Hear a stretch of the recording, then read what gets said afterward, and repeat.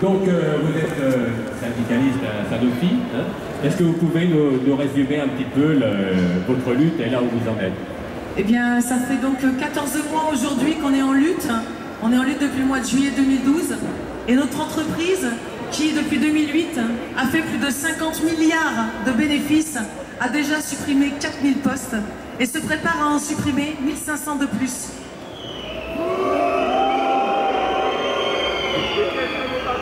Uniquement pour faire passer le dividende des actionnaires de 35 à 50% des dividendes. Et alors, j'ai entendu hier quelqu'un, pour tout dire, le secrétaire national du PCF, dire que finalement, le problème, c'était pas le coût du travail, mais le coût du capital. Vous semblez le dire aussi, finalement, de votre point de vue et à votre manière.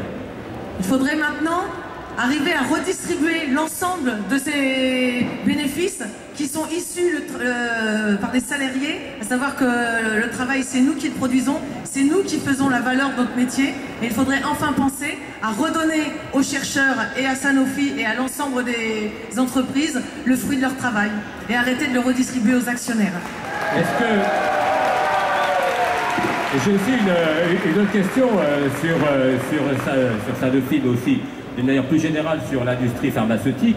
Est-ce qu'au fond, au-delà, enfin, en même temps que ces plans de restructuration pour gagner toujours plus, est-ce qu'au fond, c'est pas aussi une poursuite en avant, une fuite en avant du médicament, de l'industrie médicament vers la rentabilité au lieu du bien-être public? Aujourd'hui, pour eux, le médicament est une marchandise.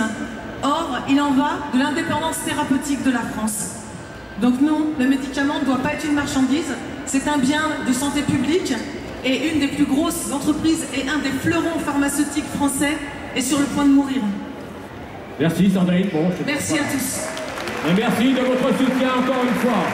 Alors voilà, nous en avons fini avec cette séquence puisque la fête de mémoire, vous le savez, c'est aussi une lutte en haut.